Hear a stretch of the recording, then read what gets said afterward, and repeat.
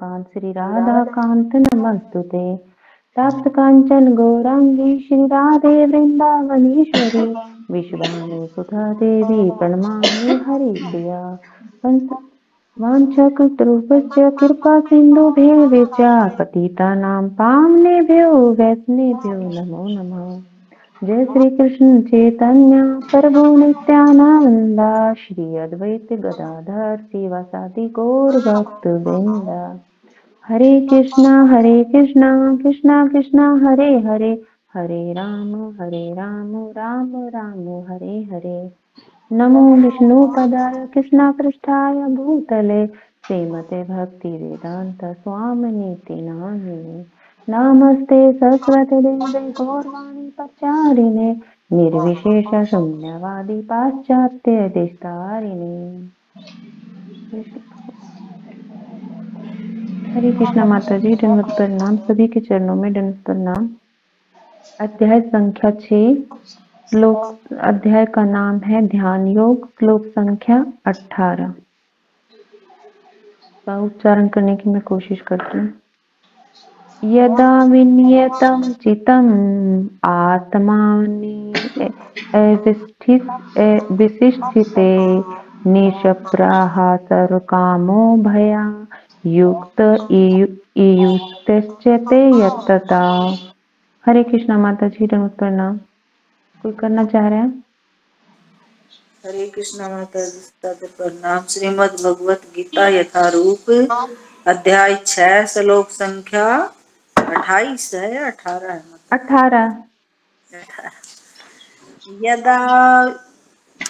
यदा विनियतं चित्तम् आत्मनि एव अवतिष्ठते निःस्पृह सर्व कामेभ्यो युक्त इति उच्यते तदा। हरे कृष्णा माता जी प्रणाम सभी भक्तों। हरे कृष्णा माता जी, दंडवत प्रणाम। अध्याय 6 श्लोक संख्या 18। यदा विनियतं चित्तमात्मने वाभितिष्ठते निःस्पृह सर्व कामेभ्यो युक्ति इतु यचते तदा। हरे कृष्णा।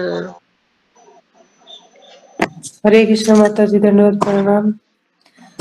यदा विनियतं चित्त आत्मनेव एव अतिष्ठते निःस्पृह सर्वकामेभ्यो युक्त इत्युच्यते तदा। हरे कृष्ण माता जी, धन्यवाद प्रणाम। और कोई शब्दार्थ लेते हैं। यदा जब, विनियतम विशेष रूप से अनुशासित, चित्तम मन तथा उनके कार्य, आत्मनि अध्यात्म में, एव निश्चय ही, स्थित हो जाता है, निष्प्रह आकांक्षा रहित, सभी प्रकार की काम्य भौतिक इंद्र तृप्ति से युक्त, योग में स्थित, इति इस प्रकार, उच्चते कहलाता है, तदा उस समय। श्रील प्रभुपाद द्वारा अनुवाद। जब योगी योगाभ्यास द्वारा अपने मानसिक कार्यकलापों को वश में कर लेता है और अध्यात्म में स्थिर हो जाता है, अर्थात समस्त भौतिक इच्छाओं से रहित हो जाता है, तब वह योग में सुस्थिर कहा जाता है। जब योगी योगाभ्यास द्वारा अपने मानसिक कार्यकलापों को, जब योगी ध्यान योग मतलब अपने मन में, जो योगी होता है वो योग द्वारा जब अपने मन को वश में कर लेता है, खास करके मन को अपने वश में कर लेता है, तो सभी वे कार्यकलापों को, मन के जो द्वारा सारे कार्यकलाप है उनको वश में कर लेता है, तो वो योगी कहलाता है और अध्यात्म में स्थिर हो जाता है।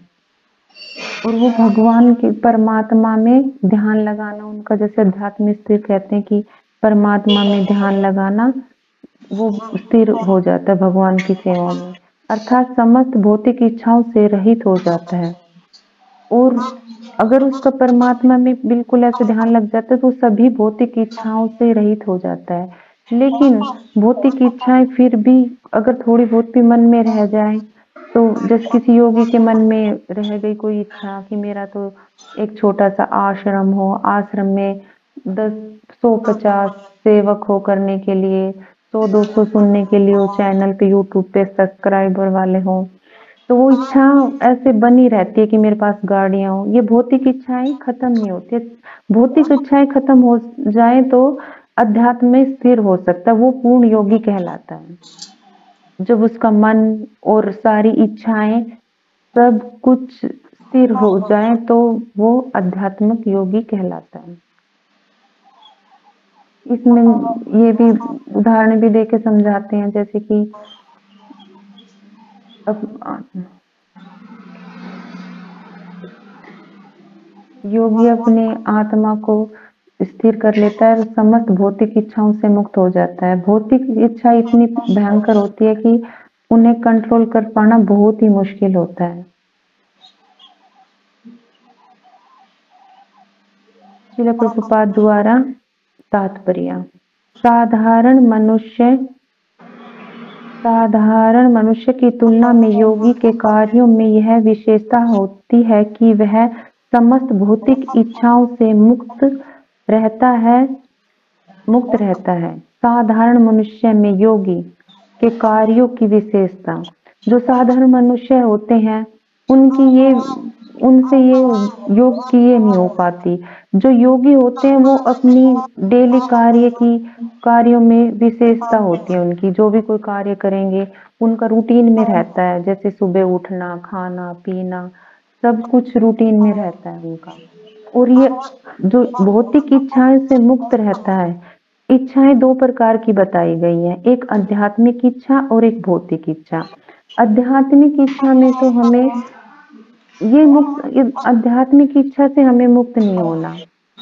आध्यात्मिक इच्छा से तो हमें और भी मतलब इच्छा करते रहना कि भाई हम भगवान के लिए क्या कर सकते हैं, भगवान के लिए अच्छा सा भोग बनाएं, भगवान से संबंधित कि क्या करें, भगवान के लिए क्या अच्छी सी ड्रेस लें, भगवान के लिए कहाँ से अच्छे से फूल लें। भौतिक इच्छा हमारी होनी चाहिए कम, आध्यात्मिक इच्छा हमारी होनी चाहिए ज्यादा। जैसे इसमें बोलते हैं कि यास्मीन तुष्टे जगत तुष्टम। अगर भगवान तो संतुष्ट है तो पूरा जगत संतुष्ट है।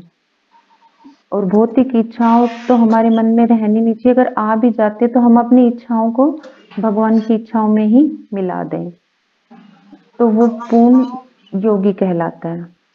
इसमें मैथुन प्रमुख है। एक पूर्ण योगी अपनी मानसिक कार्यों में इतना अनुशासित होता है कि उसे कोई भी भौतिक इच्छा पर विचलित नहीं कर सकती। एक योगी अपने कार्य में इतना पूर्ण योगी अनुशासित रहता है कि वो हर कार्य अपना टाइम से करता है। लेकिन जो मैथुन की है ये बहुत ही प्रबल इच्छा बताई है भौतिक संसार में। जो मैथुन की है इसको प्रभुपाद ने बताया कि ये संसार में सबसे प्रबल इच्छा बताई गई है। ये इससे ही संसार में जैसे आकर्षण है, इसी से संसार में टीका वैसे बोल रहे थे प्रभुपाद जी कि ये सभी प्रकार की केंद्र बिंदु है ये इच्छाओं का। जो मैथुन है ये सबसे प्रबल है और आध्यात्मिक जगत में इसकी कोई एक शून्य मात्र भी जगह नहीं है। जो कि आध्यात्मिक होते हैं, भक्त लोग होते हैं, उसमें इतनी वो नहीं पाई जाती है। वो मतलब भौतिक इच्छाओं को देखकर विचलित नहीं होते। यह सिद्ध अवस्था कृष्ण भावना भावित व्यक्ति द्वारा स्वतः ही समाप्त हो जाती है। अभी मैंने बताया ना कि ये जो भौतिक इच्छाएं हैं या मैथुन के, ये कृष्ण भावना भावित जो व्यक्ति उनकी स्वतः आप से ही खत्म हो जाती है। क्योंकि हम इसमें भगवान की सेवा में इतने व्यस्त रहते हैं कि कुछ सोचने का टाइम ही नहीं लगता कि भाई क्या सोचना भौतिक जगत के लिए, अपनी मंदिर की सेवा के लिए, उसी में ही पूरा चला जाता है। यह सिद्ध अवस्था कृष्ण भावना व्यक्ति स्वतः जैसा कि श्रीमद् भागवत में 9.4 से 18 से 20 में कहा गया है, 18 से 20 तक के श्लोक में कहा गया है कि सेवे मन कृष्ण पदा विंदयो वाचिसम वैकुंठ गुणान वर्णने मुकुंद दर्शने दशो तद्भय गत्रोस्पर्शा संगमे घ्राणं च तदात्प सरोज सौरभे श्रीमतुल्लसा रसनमा पद अरिते पादो हरे क्षेत्र पदा अनुसरणे चिरो हृषिकेशो पाद भिन्न वंदने काम चैदात्यन तु काम्या यथोम श्लोका जनाश्रया रीति। जैसे कि आप ये भगवत गीता में श्लोक पूरा दिया गया है। राजा, इसकी हिंदी बताइए। राजा अम्बरीश ने सर्वप्रथम अपने मन को भगवान के चरणों पर स्थित कर दिया और फिर क्रमशः अपनी वाणी को कृष्ण के गुणगानवाद में गाया। हाथों को भगवान के मंदिर को स्वच्छ करने, कानों को भगवान के कार्यकलापों को सुनने और आंखों को भगवान के दिव्य रूप का दर्शन करने, शरीर को अन्य भक्तों के शरीर का स्पर्श करने, धर्मेंद्रियों को भगवान पर चढ़ाए गए एक कमल पुष्प और सुगंध सूंघने, जीव को भगवान के चरण कमलों पर चढ़ाए गए तुलसी दल का स्वाद लेने, पांवों को तीर्थ यात्रा करने तथा भगवान के मंदिर तक जाने, सिर को भगवान का प्रणाम करने तथा अपनी इच्छाओं को भगवान की इच्छाओं में पूरी तरह लगा दिया। ये सारे दिव्य कार्य शुद्ध भक्त के सर्वथा अनुरूप हैं। इसमें राजा अम्बरीश का उदाहरण दिया गया है कि उन्होंने अपनी सारी इंद्रियां भगवान के सेवा में लगाई हुई हैं। जैसे भगवान के चरण कमलों में स्थिर रहकर अपनी सारी इंद्रियां भगवान के चरणों में स्थिर कर दी, अपनी वाणी को भगवान के गुणगान में लगा दिया, और हाथों को मंदिर की सेवा जैसे झाड़ू पोछा साफ करने के लिए, कानों के उनकी लीलाओं सुनने के लिए, आंखों को उनके दर्शन के लिए, और अन्य भक्त जैसे स्पर्श के, हम जैसे एक दूसरे से गले मिलते हैं तो हमें कितनी एनर्जी मिलती है भक्तों से, जैसे माताएं सभी आपस में ऐसे मिलते हैं तो उनके स्पर्श से ही भक्तों के से एनर्जी मिलती है।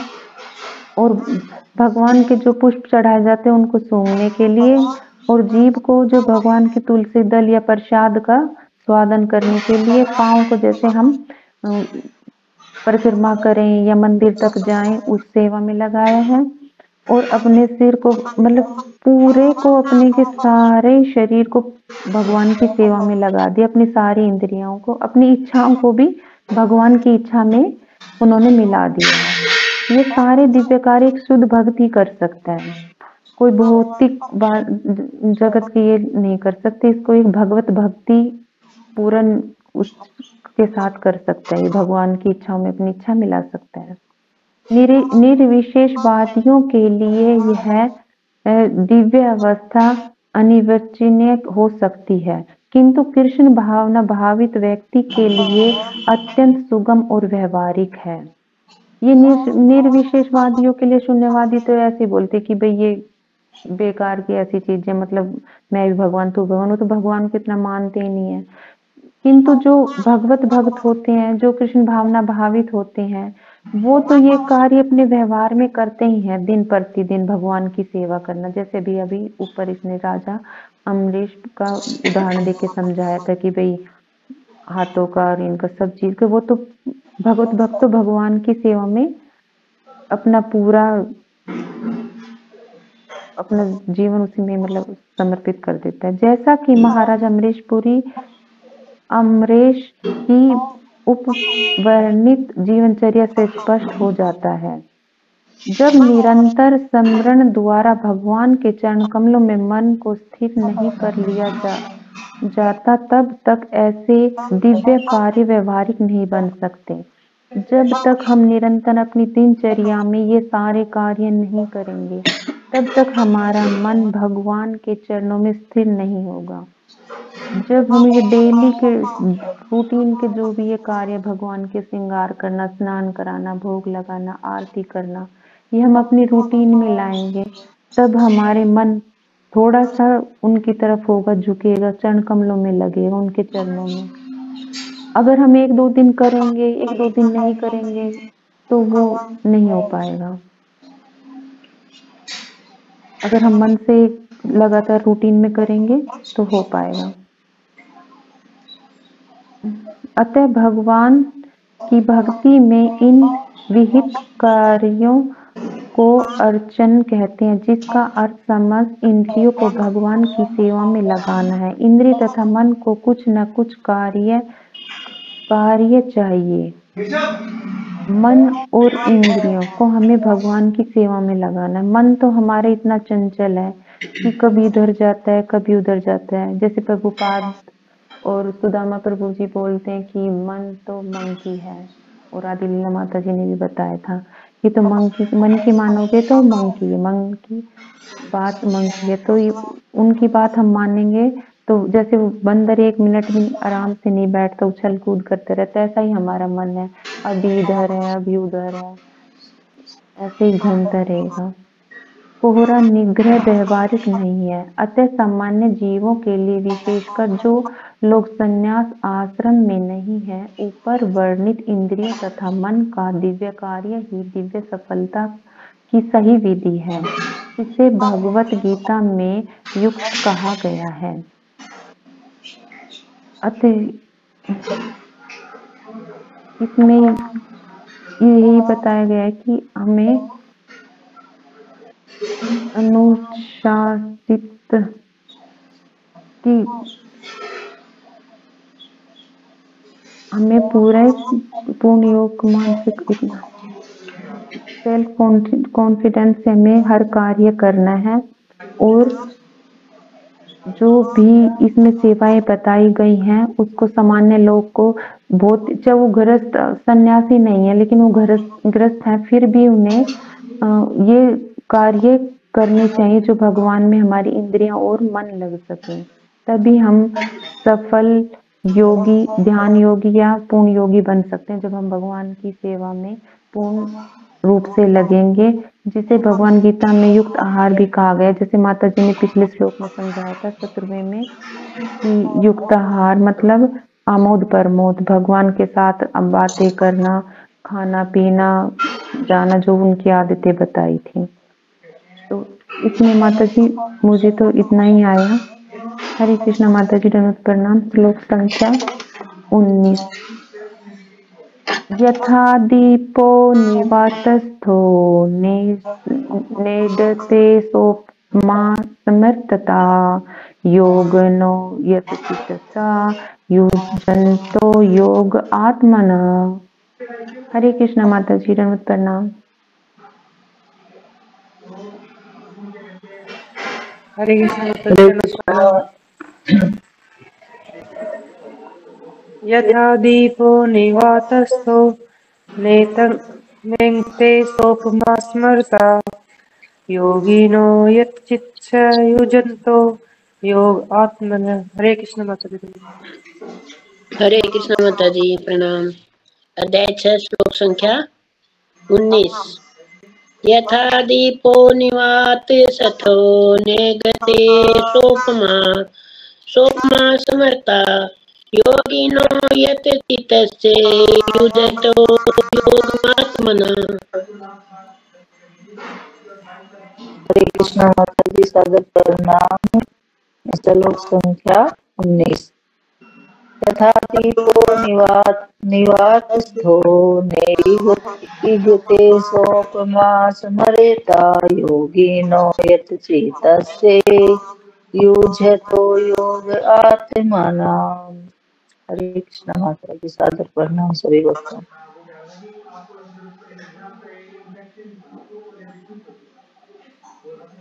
हरे कृष्णा माता जी। हाँ जी, शुरू कीजिए। अनुवाद श्रील प्रभुपाद द्वारा शब्दार्थ। यथा जिस तरह दीपक निवात वायु रहित स्थान में ना नहीं हृदय हिलता डुलता, सा यह उपमा तुलना स्मृता मानी जाती है योगी की। यत चित्सा जिसका मन वश में है, युज्यते निरंतर संलग्न, योगम ध्यान में, आत्मन अध्यात्म में। श्रील प्रभुपाद द्वारा अनुवाद। श्रील प्रभुपाद की जय। जिस प्रकार वायु रहित स्थान में दीपक हिलता डुलता नहीं, उसी तरह जिस योगी का मन वश में होता है वह आत्म तत्व के ध्यान में सदैव स्थिर रहता है। हमने 2-3 श्लोकों में अब तक योगी के बारे में ही पढ़ा है। योगी को क्या करना चाहिए। 16, 17, 18, 19 तीन चारों में यही आ रहा है कि योगी के कैसे खाना चाहिए, कैसे बैठना चाहिए, कैसे ध्यान लगाना चाहिए, कैसे कहाँ पे जाके ध्यान लगाना चाहिए। 3-4 श्लोकों में यही आ रहा है। लेकिन इस श्लोक में अब भगवान ये बोल रहे हैं कि अभी उन्होंने मतलब सारी सिद्धि प्राप्त कर ली योग की, मतलब उन्हें बैठना, खाना, उठना, भगवान में ध्यान लगाना वाला ही पूर्ण योगी कहलाता है।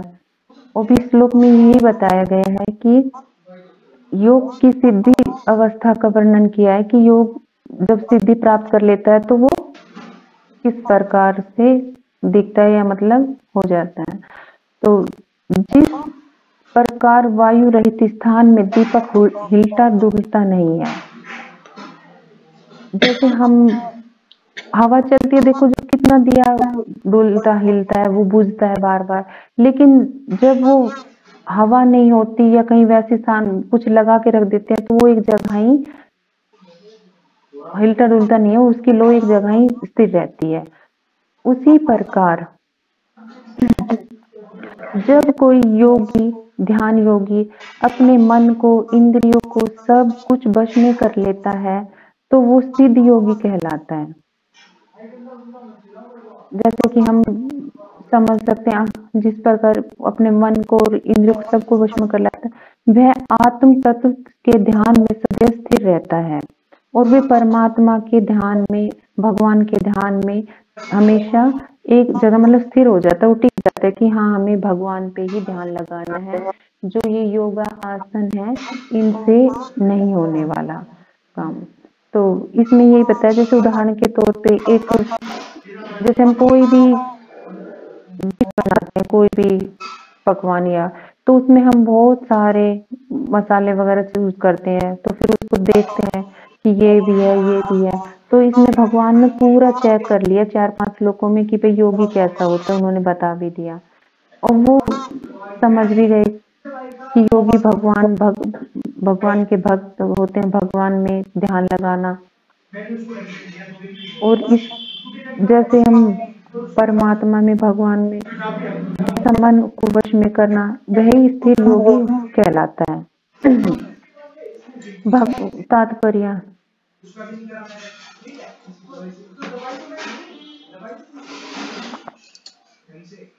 श्रील प्रभुपाद द्वारा तात्पर्य।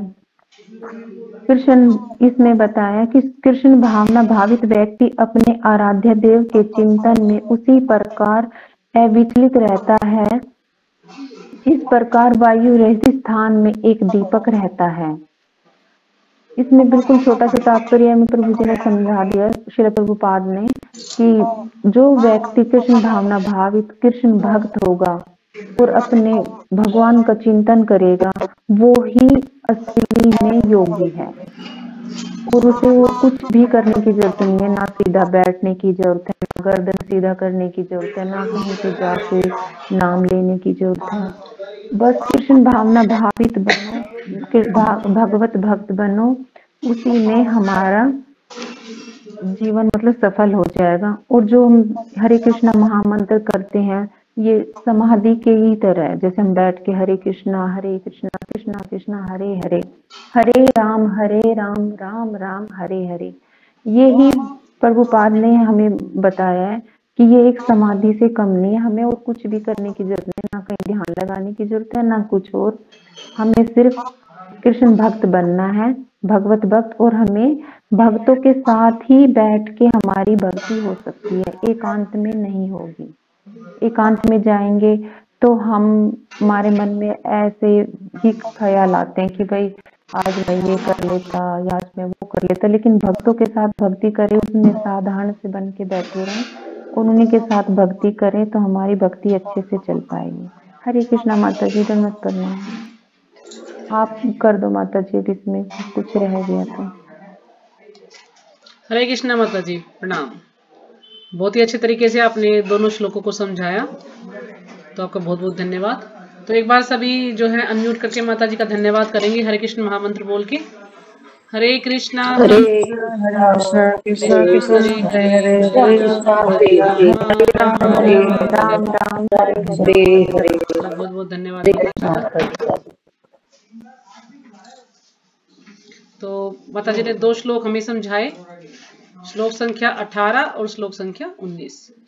तो इसमें बताया गया कि जब योगी योगाभ्यास द्वारा अपने मानसिक कार्यकलापों को वश में कर लेता है, यानी उसके मन के द्वारा जो भी कार्य किए जाते हैं उन सबको वश में कर लेता है ना। आदमी का जब मान लीजिए सो भी रहा है तो भी उसका जो है दिमाग चलता रहता है, मन कुछ ना कुछ वो सोचता रहता है, सब स्वप्न देखेगा या कुछ ना कुछ करता रहता है। तो इस प्रकार से जो मानसिक कार्यकलाप है उनको वश में कर लेता है और अध्यात्म में स्थित हो जाता है, बिल्कुल आध्यात्मिक हो जाता है, भगवान की भक्ति में स्थित हो जाता है, अर्थात समस्त भौतिक इच्छाओं से रहित हो जाता है। तब वह योग में सुस्थिर हो जाता है। जब वो पूरी तरह से भौतिक इच्छाओं से रहित हो जाता है, बिल्कुल उन चीजों से बिल्कुल ही अनासक्त हो जाता है, तो फिर वह योग में सुस्थिर हो जाता है। जैसे कि अमरीश महाराज का उदाहरण दिया गया कि अमरीश महाराज ने किस प्रकार से अपनी सारी इंद्रियों को भगवान की सेवा में लगा दिया था।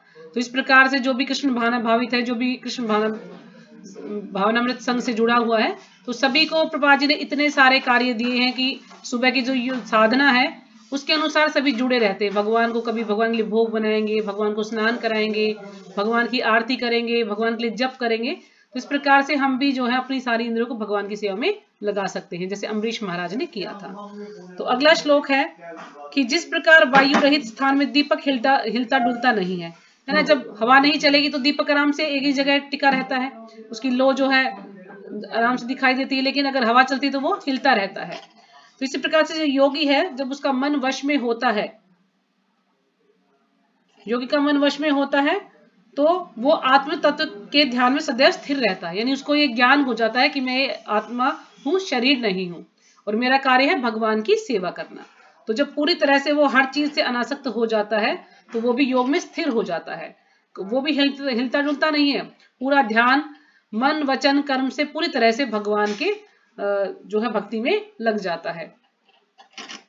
तो अगला श्लोक अब पढ़ेंगे हम 20वां, 21वां, 22वां और 23वां।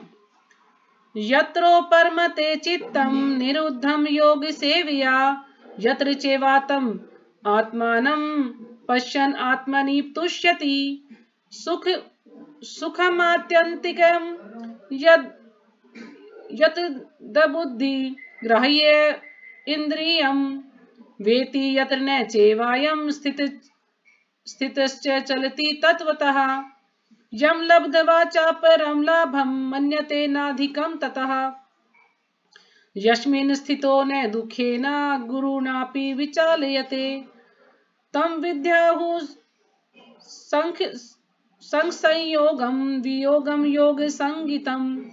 तो शब्दार्थ, यत्र जिस अवस्था में उपरमते दिव्य सुख की अनुभूति के कारण बंद हो जाती है, चित्तम मानसिक गतिविधियां, निरुद्धम पदार्थ से निर्वत, योग सेव्या योग के अभ्यास द्वारा, यत्र जिसमें च भी एव निश्चय ही आत्मना विशुद्ध मन से, आत्मानम आत्मा की, पश्चन स्थिति का अनुभव करते हुए, आत्मनि अपने में, तुष्यति तुष्ट हो जाता है, सुखम सुख, आत्यंतिकम परम, यत जो, तत्व है, बुद्धि बुद्धि से, ग्राह्यम ग्रहणीय, अति इंद्रियम दिव्य, वेति जानता है, यत्र जिसमें, न कभी नहीं, च भी, एव निश्चय ही, अयम यह, स्थितः स्थित, चलती हटता है, तत्वतः सत्य से यम जिसको लब्धवा प्राप्त करके च तथा अपरम अन्य कोई लाभम लाभ मन्यते मानता है, न कभी नहीं, अधिकम अधिक, ततः उससे, यस्मिन जिसमें, स्थितः स्थित होकर, न कभी नहीं, दुखेन दुखों से, गुरुणा अपि अत्यंत कठिन होने पर भी विचाल्यते चलायमान होता है, तम उसको विद्यात जानो, दुख संयोग भौतिक संसर्ग से उत्पन्न दुख, वियोगम उन्मूलन को योग संगीतम, योग में समाधि कहलाने वाला। तो अनुवाद, सिद्धि की अवस्था में जिसे समाधि कहते हैं, मनुष्य का मन योगाभ्यास के द्वारा भौतिक मानसिक क्रियाओं से पूर्णतः संयमित हो जाता है। सिद्धि की अवस्था में, अब सिद्धि की अवस्था क्या है कि जब सिद्धि पूरी तरह से व्यक्ति कृष्ण भावनाभावित हो जाता है तो उसे क्या कहते हैं, समाधि कहते हैं। जैसे कि ध्रुव महाराज का उदाहरण हम ले सकते हैं कि ध्रुव महाराज ने 5 वर्ष की आयु में ही भगवान की भक्ति शुरू कर दी। क्यों? क्योंकि ध्रुव महाराज को क्या चाहिए था, ध्रुव महाराज को चाहिए था कि मैं अपने पिता से भी बड़ा जो है बड़ा महल चाहिए उसको।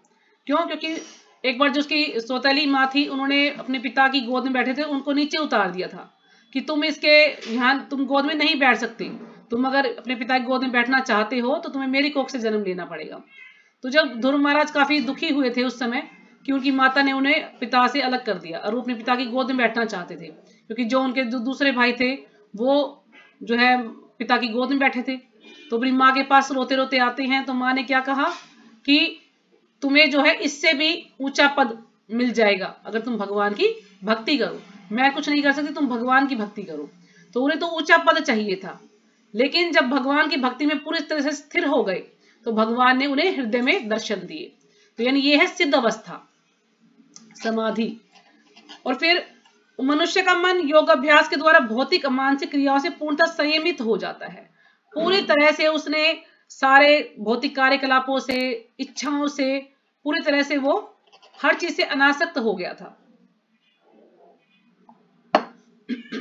अब भगवान ने उसको हृदय में दर्शन दिए, यानी उसको भगवान के दर्शन हुए। तो जैसे ही वो आंख खोलते हैं तो भगवान साक्षात रूप में उनके पास खड़े हैं। तो कहते हैं कि ये तो मैंने भी हृदय में इनके दर्शन किए थे, यानी ये भगवान है। तो इसका मतलब ये कि पूरी तरह से वो भगवान की भक्ति में स्थिर हो गया है, भगवान ने इसको दर्शन दिए हैं। जब ध्रुव महाराज को जब भगवान ने दर्शन दिए तो भगवान ने उनसे पूछा कि तुम्हें क्या चाहिए। तो ध्रुव महाराज ने उन्हें कहा कि मुझे कुछ नहीं चाहिए। जब मुझे इतना कहते ना, जब किसी को ऊंचा स्वाद मिल जाए, किसी को बहुत अच्छा स्वाद मिल जाए तो वो जो तुच्छ स्वाद उसको छोड़ देगा। जैसा कि मान लीजिए किसी को कोई भोजन कोई कुछ कर रहा है, मान लीजिए किसी को अच्छे पराठे खाने हैं लेकिन उसको आम का स्वाद मिल जाए, है ना। आम तो कहते हैं बिल्कुल पका हुआ और बिल्कुल रसीला होता है, आम ऐसा फल है कि सभी को पसंद होता है। जब किसी को आम का स्वाद मिल जाए, यानी उससे भी ऊंचा स्वाद मिल जाए, तो वो उसको छोड़ देगा। तो जब किसी को भक्ति का स्वाद लग जाता है ना, जब किसी को भक्ति में स्वाद आने लगता है तो जो ये और जो छोटे मोटे जो आनंद के लिए जो साधन है वो इनको छोड़ देता है। तो क्यों उसको आनंद आता है, भक्ति में ही उसको आनंद आता है, भक्ति में इसको सुख मिलता है। तो इस प्रकार से जो ध्रुव महाराज ने कहा कि जब मुझे आप मिल गए हैं तो मुझे और किसी चीज की कोई आवश्यकता नहीं है। मैं तो कितना मूर्ख था कि मैं कांच के टुकड़ों के लिए प्रयास कर रहा था कि मैं भक्ति करके मुझे अपने पिता से भी ऊंचा पद चाहिए, है ना, कांच के टुकड़ों से उसकी तुलना की है। तो लेकिन भगवान ने कहा कि नहीं नहीं, तुम्हें राज्य तो करना ही होगा। तो भगवान ने उनको राज्य करने के लिए दिया और काफी साल तक उन्होंने राज्य किया और फिर उसके बाद वो भगवान के धाम चली गई। और भगवान के जब धाम गए ध्रुव महाराज, तो उन्होंने कहा कि मेरी माँ कहाँ है, क्योंकि मेरी माँ सुनीति ने ही मुझे ये रास्ता दिखाया था कि भगवान की भक्ति करो। तो भगवान ने कहा कि तुम्हारी माँ तो अगले तुमसे भी आगे विमान में जा रही है, क्योंकि भगवान ने उसको रास्ता, माता ने उसको रास्ता दिखाया था, तो इसलिए माता का तो स्थान उससे भी ऊंचा हुआ। तो दोनों भगवान के धाम गई। तो इस सिद्धि की विशेषता यह है कि मनुष्य शुद्ध मन से अपने को देख सकता है और अपने आप में आनंद उठा सकता है। जैसे कि ध्रुव महाराज ने अपने हृदय में भगवान के दर्शन किए ना, और फिर वो इतना आनंदित हो गया कि वो सब कुछ फीका लगने लगा। तो उस आनंदमय स्थिति में वह दिव्य इंद्रियों द्वारा असीम दिव्य सुख में स्थित रहता है।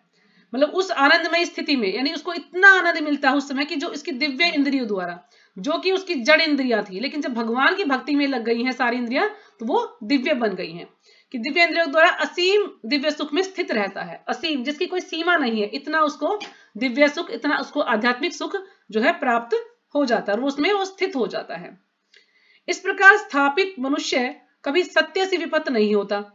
जब जो व्यक्ति भगवान की भक्ति में स्थित हो जाता है तो कोई भी वो किसी भी सत्य से कभी विपत्त नहीं होता, यानी जो सत्य उसको मिल गया, भगवान के दर्शन हो गए तो उससे कभी भी अलग नहीं होगा। विपत्त यानी वो मार्ग नहीं भटकेगा कि वो मार्ग से कहीं अलग हो जाएगा। और इस सुख की प्राप्ति हो जाने पर वह इससे बड़ा कोई दूसरा लाभ नहीं मानता। जब उसको ये आनंद मिल जाता है तो उसको कुछ भी दूसरा कोई भी आनंद नहीं चाहिए, कोई भी दूसरी वस्तु उसको नहीं चाहिए। जब उसको भगवान मिल गई है, भगवान का प्रेम उसको मिल गया है तो और सब कुछ उसके लिए तुच्छ वस्तु है। ऐसी स्थिति को पाकर मनुष्य बड़ी से बड़ी कठिनाई में भी विचलित नहीं होता, है ना। जब किसी को ऐसा सुख मिल जाएगा तो कितनी भी बड़ी विपत्ति उसके सामने आए वो उससे विचलित नहीं होगा। कि जैसे कि हम देखते हैं कुछ भक्त हैं, उनके जीवन में भी कष्ट आते हैं। ये नहीं कि अगर भक्ति में जुड़ गए तो हमारे जीवन में कोई कष्ट नहीं आएगा, कष्ट सबके जीवन में आते हैं। लेकिन जो भक्त है वो क्या कहेगा कि नहीं नहीं, ये तो भगवान ने मुझे थोड़ा दिया है, मेरा तो हो सकता है इससे भी बड़ा अपराध था, इससे भी ज्यादा दुख मुझे मिलना चाहिए था, लेकिन भगवान ने मुझे दया करके मुझे थोड़ा ही कष्ट दिया है। भगवान जो है मुझे धीरे धीरे शुद्ध करना चाहते हैं ताकि मैं सब कुछ छोड़कर भगवान की भक्ति में लग जाऊं। तो नहीं, कितनी भी बड़ी विपत्ति उसके सामने आए तो कभी भी वो विचलित नहीं होता कि मेरे जीवन में ही ऐसा दुख क्यों आए। यह निसंदेह भौतिक संसर्ग से उत्पन्न होने वाले समस्त दुखों से वास्तविक मुक्ति है। यानी इसमें कोई संदेह नहीं है कि जो भौतिक संसर्ग से उत्पन्न होने, जब हम भौतिक संसार में रहते हैं तो उससे जो उत्पन्न जो कष्ट हमें मिलते हैं ना, उन सभी दुखों से वास्तविक मुक्ति हमें मिल जाती है जब हम भक्ति में जुड़ जाते हैं। क्योंकि हमारे जो भौतिक संसार के तीन ताप जिनको कहा जाता है, आदि दैविक, आदि भौतिक, आदि आध्यात्मिक, तीन प्रकार के जो कष्ट हैं वो हमें भोगने पड़ते हैं। लेकिन जब भगवान की भक्ति में जुड़ते हैं तो हम इन तीनों कष्टों से मुक्त हो जाते हैं, क्योंकि ये तीनों चीजें हमें फिर तीनों कष्ट हमें सताते नहीं है, क्योंकि हम भगवान की भक्ति में लग जाते हैं और सोचते हैं कि ये तो हमें कर्मों का फल है, हमारे कर्मों के अनुसार ये दुख सुख हमारे जीवन में आ रहे हैं। जैसे एक माँ अपने बच्चे को सुधारने के लिए थप्पड़ भी लगाती है, डांट भी लगाती है, तो इसी प्रकार से भगवान भी हमें शुद्ध करने के लिए, ताकि हमारा कोई भी कर्म बाकी ना रहे, हम पूरी तरह से शुद्ध हो जाएं और हम फिर भगवान के धाम चले जाएं, तो इसलिए वो हमें समय समय पर कष्ट देते रहते हैं। तो तात्पर्य शिल्पराज जी के द्वारा, शिल्पराज जी की जय। योगाभ्यास से मनुष्य भौतिक धारणाओं से क्रमशः विरक्त होता जाता है ना। योगाभ्यास से मनुष्य भौतिक धारणाओं से, जब हम भगवान की भक्ति में लगते हैं, योग में स्थित हो जाते हैं, तो जो भौतिक धारणाओं से जो धीरे धीरे क्या होते हैं, हम विरक्त हो जाते हैं। उन चीजों से हम वैराग्य उत्पन्न होता है हमारे जीवन में, यानी उनसे हम अनासक्त हो जाते हैं। यह योग का प्रमुख लक्षण है। तो ये योग का प्रमुख लक्षण है, इससे हम जो है पता लगा सकते हैं कि हम धीरे धीरे इन चीजों से अनासक्त हो रहे हैं, तो इसका मतलब हम योग में स्थित हो रहे हैं, हम धीरे धीरे भगवान की भक्ति में लग रहे हैं। इसके बाद वह समाधि में स्थित होता है और धीरे धीरे फिर वो समाधि में स्थित होता है। समाधि का अर्थ क्या है कि पूरी तरह से वो कृष्ण भावित हो जाता है, जिसका अर्थ यह होता है कि दिव्य मन तथा बुद्धि के द्वारा योगी अपने आप को परमात्मा समझने का भ्रम न करके परमात्मा की अनुभूति करता है। तो समाधि में स्थित होने का अर्थ क्या है कि कृष्ण भावित होना, यानी उसको ये ज्ञान हो जाता है कि वो क्या है, वो ये आत्मा है, यानी वो परमात्मा नहीं है, वो आत्मा है और उसका कार्य है भगवान की सेवा करना, भगवान की अनुभूति करना, भगवान के बारे में जानना। परमात्मा की अनुभूति का अर्थ है कि भगवान के बारे में जानना, उसको एक ज्ञान हो जाता है जब वो समाधि में स्थिर हो जाता है। योगाभ्यास बहुत कुछ पतंजलि की पद्धति पर आधारित है। अब ये योगाभ्यास है कुछ पतंजलि की जो पद्धति है, यानी अष्टांग योग, उस पर आधारित है।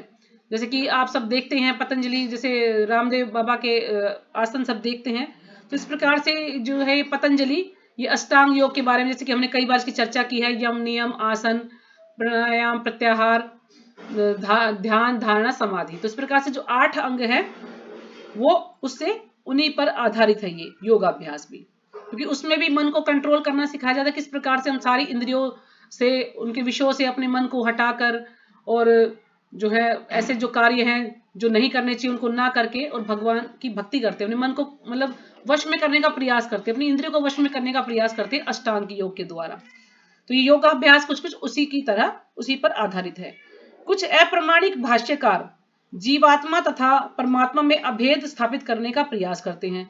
अब कुछ अप्रामाणिक है, यानी जो गुरु परंपरा से नहीं है, जो प्रमाणिक नहीं है, ऐसे भाष्यकार जो अलग अलग भाष्य लिखते हैं, यानी अलग अलग टीकाएं जो लिखते हैं, वो क्या करते हैं कि परमात्मा में अभेद स्थापित करने का प्रयास करते हैं, कि यानी परमात्मा में अभेद स्थापित, अभेद यानी उनमें कोई भेद नहीं है, यानी आत्मा और परमात्मा एक ही है, हम सब क्या है, हम सब भगवान हैं। तो इसमें वो अभेद करने का प्रयास करते हैं। और अद्वैतवादी इसे ही मुक्ति मानते हैं, और जो अद्वैतवादी हैं यानी वो क्या मानते हैं कि हम और भगवान एक ही हैं, तो उसको कहा है अद्वैतवादी। और जो द्वैतवादी हैं वो है भगवान के भक्त, यानी जिनको ये ज्ञान है कि भगवान और हम दो हैं, हम अलग अलग हैं, जीवात्मा अलग है, भगवान अलग है। लेकिन जो अद्वैतवादी हैं वो उसको एक ही मानते हैं कि नहीं, भगवान और हम एक ही हैं, हम भी भगवान बन जाएंगे, जब हम इस ब्रह्म तेज में मिल जाएंगे तो हम भी भगवान बन जाएंगे। तो वो इस चीज को मानते हैं, किंतु वे पतंजलि की योग पद्धति के वास्तविक प्रयोजन को नहीं जानते। लेकिन जो पतंजलि की जो वास्तविक योग पद्धति है, योग पद्धति क्या है कि अपने मन को स्थिर करना, मन को वश में करना, अपनी इंद्रियों को वश में करना और उनको भगवान की भक्ति में लगाना, तो ये उनका उद्देश्य है। लेकिन वो इस चीज को नहीं मानते हैं जो मायावादी हैं। किंतु अद्वैत पतंजलि पद्धति में दिव्य आनंद को स्वीकार किया गया है, जो पतंजलि है उसमें दिव्य आनंद को स्वीकार किया गया है, किंतु अद्वैतवादी इस दिव्य आनंद को स्वीकार नहीं करते, क्योंकि उन्हें भ्रम है कि इससे कहीं उनके अद्वैतवाद में बाधा न उपस्थित हो जाए। लेकिन जो अद्वैतवादी हैं वो किस लिए दिव्य आनंद को स्वीकार नहीं करते, जो पतंजलि का जो दिव्य आनंद को इसलिए स्वीकार नहीं करते, क्यों, क्योंकि उन्हें भ्रम है कि इससे कहीं उनके अद्वैतवाद में बाधा उपस्थित ना हो जाए, है ना। यदि वो इसको अपना लेंगे तो जिनका अद्वैतवाद का जो दर्शन है, जो उनका ये अद्वैत का दर्शन है कि मैं और भगवान एक ही है, तो उसमें कोई बाधा ना आ जाए, इसलिए वो उस चीज माता को जी मानते हैं। अद्वैत वाले मतलब यही सोचते हैं कि मतलब हम देवता तो ये सोचते हैं कि हम भगवान और हम दो हैं, हाँ जी, परमात्मा और ये, हाँ, और अद्वैतवादी सोचते हैं कि भगवान भी हम ही है और मतलब भगवान और हम एक ही हम है। सब एक ही हैं, मतलब जैसे भगवान है वैसे ही हम हैं, जैसे हम भगवान के ब्रह्म तेज में विलीन हो जाएंगे तो हम भी भगवान बन जाएंगे, यानी वो अपने आप को भगवान को अलग नहीं मानते, वो कहते हैं हम भी भगवान बन जाएंगे जब ब्रह्म तेज में विलीन हो जाएंगे तो। लेकिन जो द्वैतवादी हैं वो क्या वो जानते कि हम भगवान के धाम भी चले जाएंगे तो भी हम जीवात्मा ही रहेंगे, हमारा कार्य है दास का, हम भगवान के दास ही रहेंगे, वहां पर जाकर भी हम भगवान नहीं बन जाएंगे। लेकिन वो सोचते हैं अगर ब्रह्म तेज में मिल जाएंगे तो हम भगवान बन जाएंगे हम भी। तो ये दोनों चीजें बड़ी हाँ जी, वो है डिफिकल्ट, ये जो हाँ बहुत ज्यादा माता जी, बहुत अद्वैत ज्यादा। निवास हम शून्यवादी कई बार इसको पढ़ेंगे ना मैं जब तो हमें इनमें समझ आएगा कंफ्यूज ये रहती हूँ। जब समझ आएगा। अद्वैतवादी ज्ञान तथा ज्ञाता के द्वैत को नहीं मानते। अब जो अद्वैतवादी है वो ज्ञान तो जैसे कि यानी शास्त्रों का जो ज्ञान है, और ज्ञाता होता है उसको जानने वाला, जिसको एक ज्ञान मिल गया है। तो जो अद्वैतवादी है ज्ञान तथा ज्ञाता के द्वैत को नहीं मानते, यानी वो इस चीज को नहीं मानते कि वो अलग अलग है ज्ञान और ज्ञाता। किंतु इस श्लोक में दिव्य इंद्रियों द्वारा अनुभूत दिव्य आनंद को स्वीकार किया गया है। लेकिन जो श्लोक है इसमें जो दिव्य इंद्रियों द्वारा हमें जो भगवान की अनुभूति होती है, भगवान का जो आनंद हमें दिव्य आनंद मिलता है, उसको स्वीकार किया गया है। इसकी पुष्टि योग पद्धति के विख्यात व्याख्याता पतंजलि मुनि ने भी की है। तो जो पतंजलि के जो मुनि हैं जिन्होंने पतंजलि को जो है स्थापित किया है, तो वो बता रहे हैं अपने योग सूत्र में 3.34वां जो श्लोक है, महर्षि कहते हैं, यानी जो योग सूत्र है पतंजलि का, उसमें ये लिखा हुआ है, पुरुषार्थ शून्य यानाम गुणानाम प्रति प्रसवः केवल्यम स्वरूप प्रतिष्ठा व चिति शक्ति रीति। यह चिति शक्ति या अंतरंगा शक्ति दिव्य है। चिति शक्ति का अर्थ क्या है, अंतरंगा शक्ति। तो ये अंतरंगा शक्ति दिव्य है, इसको चिति शक्ति बोले या इसको अंतरंगा शक्ति। हाँ जी, अगर हम ये कल कर ले तो अभी बड़ा ही बच रहा है, तो हाँ, थोड़ा इसमें समझने में भी टाइम लगेगा। बिल्कुल कल कर सकते हैं, ठीक है। तो कल हम इसको इसी पैराग्राफ से पढ़ेंगे फिर आगे, ठीक है जी। हाँ जी, तो ठीक है, यहीं पे विराम करते हैं।